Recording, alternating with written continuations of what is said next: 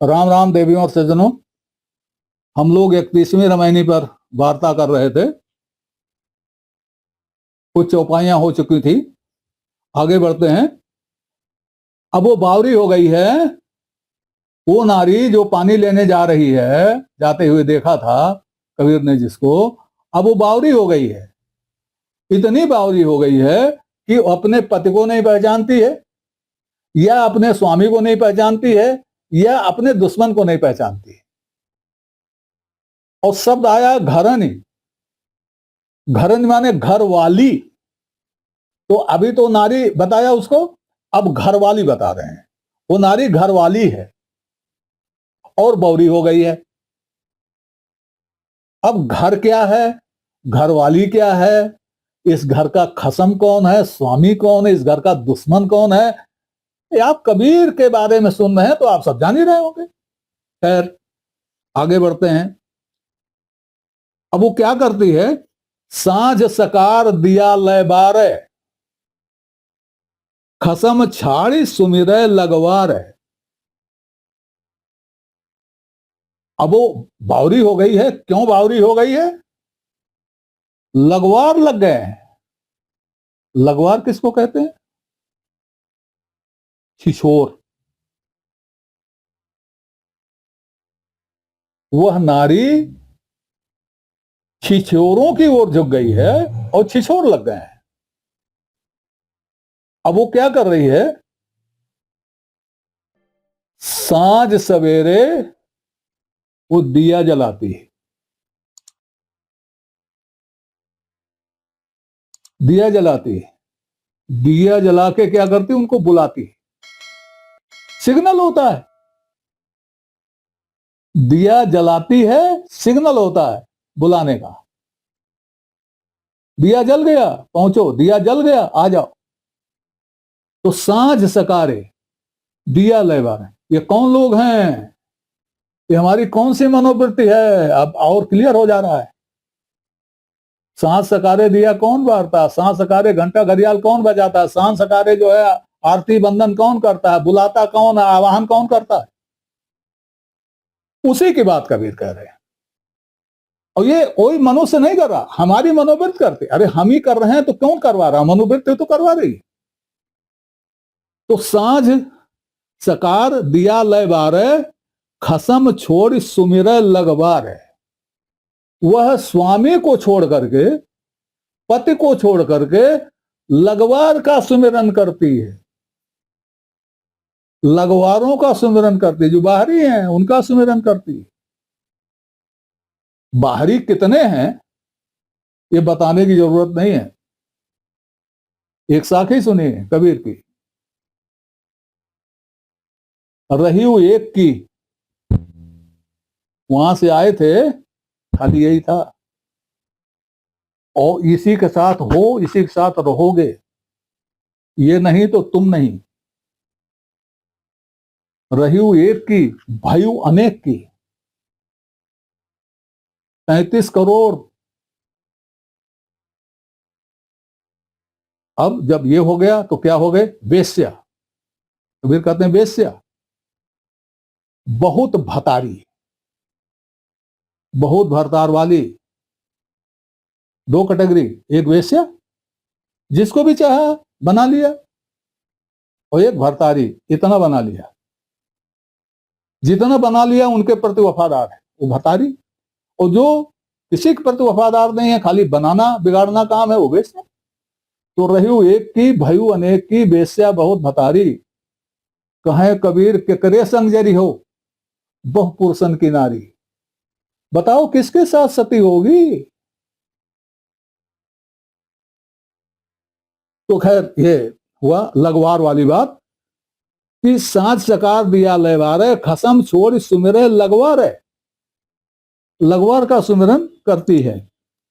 वाही के संग निस्दिन रांची, उसी के ख्याल में रात दिन लगी रहती है। किसके? यही लगवारों के ख्याल में।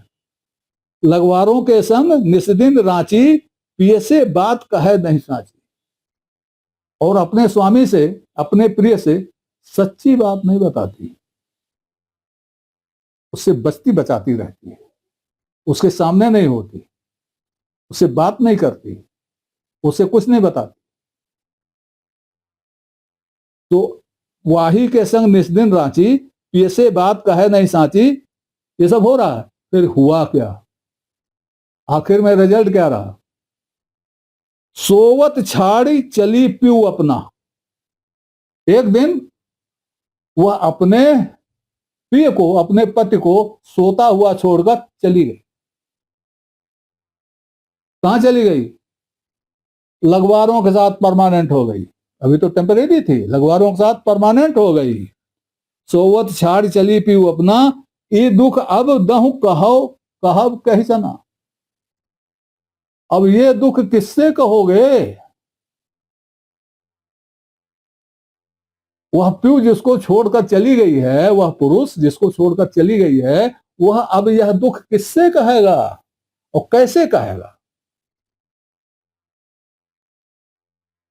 आप सोचिए, हमारी आपकी किसी की नारी अगर इस तरह से चली जाएगी तो हम किससे कहेंगे, किसके आगे रोएंगे?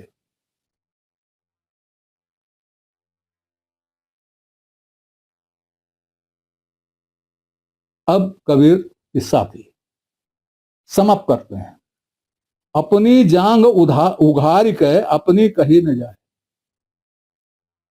हमने स्वयं ही अपनी जांग उघार ली है।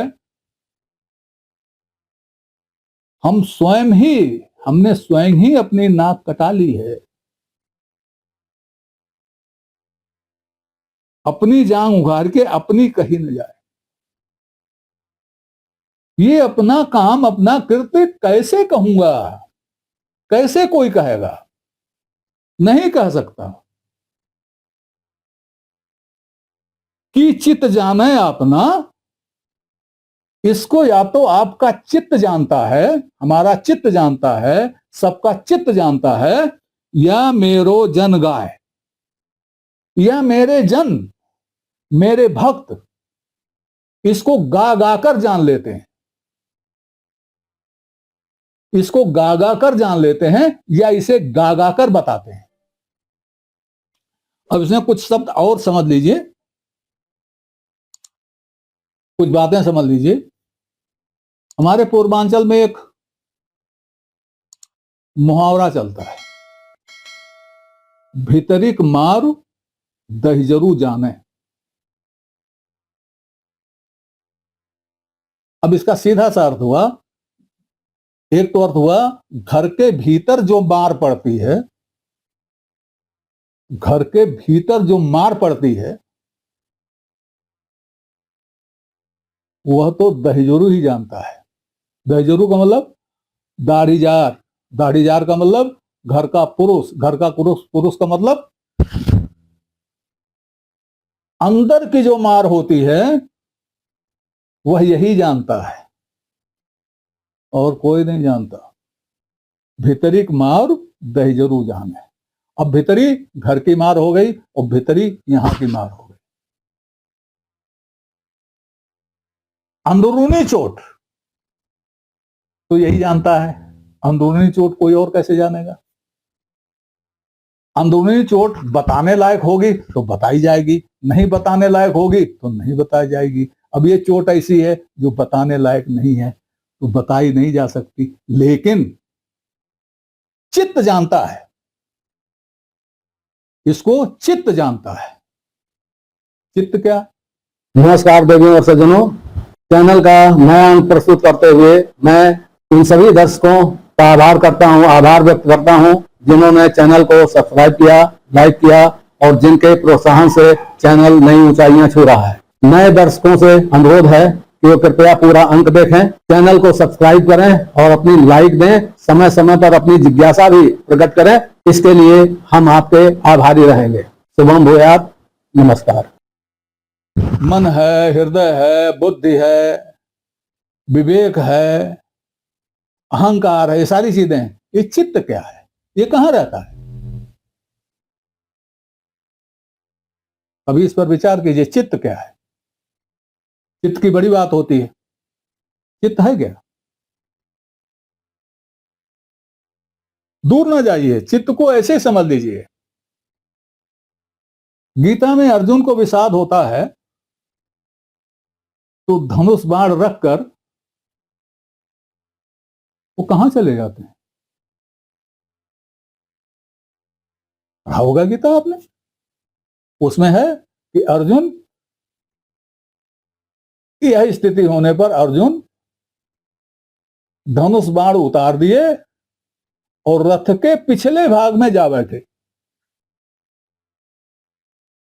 इसके पहले वो अगले भाग में थे और उनका मन सारथी आगे घोड़ों की नाल लगाम पकड़े हुए था, वो बीच में थे। अब वो क्या किया कि जब विषाद हुआ तो रथ के पिछले भाग। ये चित्त हमारा अत्यंत आंतरिक भाग है, हमारे हृदय का, हमारे मन का वह भाग है जो अत्यंत आंतरिक है। और जब हमारे ऊपर संकट पड़ता है, जब हम विषाद युक्त होते हैं, जब हम चिंता युक्त होते हैं, जब हम चिंतन में होते हैं, मनन में होते हैं, तो हम वहीं जाते हैं, क्योंकि वहीं हमें एकाग्रता मिलती है और वहीं हम अकेले होते हैं। बाकी सब जगह हम अकेले नहीं होते, चित्त में हम अकेले होते हैं। तो कि चित्त जाना है अपना, जब हम अपने चित्त में जाएंगे तो हम उसको जान लेंगे भीतर की मार। और यह कबीर कहते हैं हमारे भक्तजन,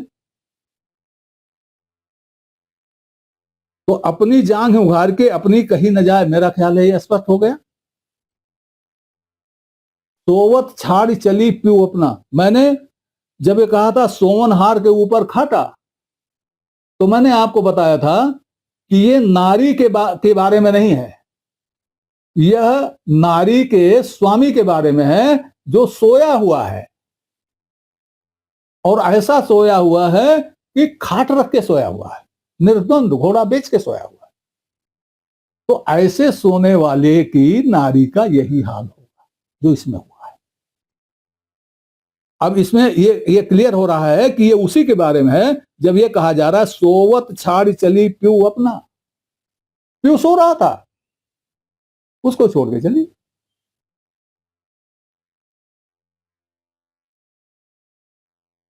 अब आ जाइए पूरे सीन पर।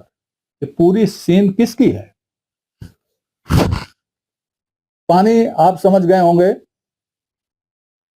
ज्ञान लाने। ये बैठाऊ अर्थ नहीं है। मैंने कहा पानी का प्रयोग कबीर ने जगह जगह ज्ञान के लिए किया। एक मैंने आपको बताया। अब मैं एक ऐसा संदर्भ देता हूं जिसमें पानी और घड़ा दोनों है, पानी और घड़ा दोनों है और पनिहार भी है। पद मुझे पूरा याद नहीं है, प्रारंभिक लाइन बता देता हूं, चित्त बता देता हूं। बेटी ससुराल से पहली बार मायके आई है और अपनी मां से अपने पति की तारीफ करती है। तो कहती है, माई रे मोर पुरुषा अति रे सयान। हे माई, मेरा पुरुष, मेरा पति बहुत सयाना है। धाना कूट कूट करत बिहान।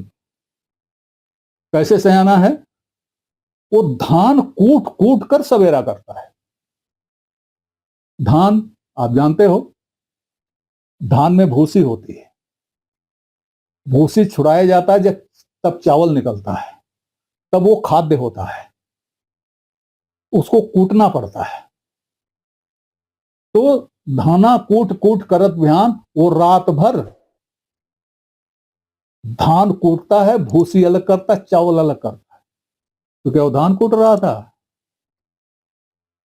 अरे भाई, ये कबीर वाणी है, वो धान नहीं कूट रहा था, पानी पचा रहा था।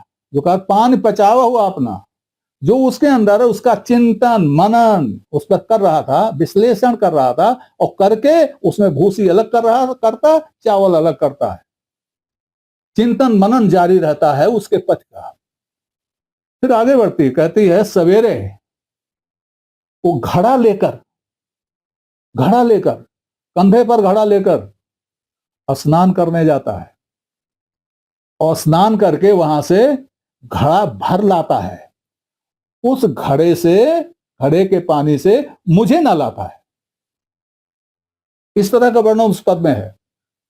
ये क्या है? पति उसका चिंतन मनन करता है, सवेरे उठ के वो ज्ञानार्जन के लिए जाता है और घड़ा ले जाता है, वहां ज्ञानार्जन करता है। स्नान ज्ञानार्जन याद कीजिए तुलसीदास का, मज्जन फल पेखिए तत्काला, काक हुए पिग बकौ मराला। वो सत्संग का मज्जन है, नदी तालाब का मज्जन नहीं है। तो जाता है वहां खुद मज्जन करता है, लेकिन उसकी पत्नी तो नहीं वहां, तो पत्नी के लिए वो घड़े में ले आता है और यहां पत्नी को ना लाता, मतलब पत्नी को वहां की बातें बताता है आकर के। तो जो ज्ञान उसको वहां मिला है वो ज्ञान आकर के अपनी पत्नी को दे देता है। अब ये बात हो गई पति और पत्नी की। यहां भी पति और पत्नी की ही बात है। अब इसको जोड़िए आप, मोरी बहुरिया को धनिया ना, लय रखियो रमजनिया ना। जिसने लय नहीं रखा रमजनिया, उसकी धनिया ही रह गई, उसकी धनिया ही रह गई तो वैसे ही चली गई, ऐसे ही चली गई जैसे सबकी चली जाती है। कबीर की नहीं गई, कबीर ने लय रखी और रमजनिया नाम किया था उसका। तो कबीर की पत्नियां नहीं हैं, न वो पत्नियां हैं न ये पत्नी है, ये मनोवृत्ति है, सबकी मनोवृत्ति है। कबीर ने अपनी मनोवृत्ति को धनिया से रमजनिया बना लिया था। ये यही उपदेश इसमें दे रहे हैं कि सोइए नहीं, अपनी पत्नी को धनिया बनने से रोकिए, अपनी पत्नी को रमजनिया बनाइए। और तभी हो सकता है जब आप सोइए नहीं, जैसे इसमें सोए हुए हैं, सोइए नहीं, खाट रख के मत सोइए, सावधान रहिए। मेरा ख्याल है कि 31वीं रामायणी पूरी तरह से स्पष्ट हो चुकी है। आगे कुछ इसमें और पता चलेगा तो मैं आपको बताऊंगा। तब तक के लिए नमस्कार, आगे फिर चर्चा होगी। आपसे निवेदन है कि श्रृंखला को अपनी लाइक दें, इसको सब्सक्राइब करें और कमेंट बॉक्स में जाकर अपनी टिप्पणी प्रस्तुत करें, अपनी जिज्ञासा व्यक्त करें, अपने प्रश्न पूछें। यथा समय आपकी जिज्ञासाओं और प्रश्नों का समाधान करने का प्रयास किया जाए। धन्यवाद।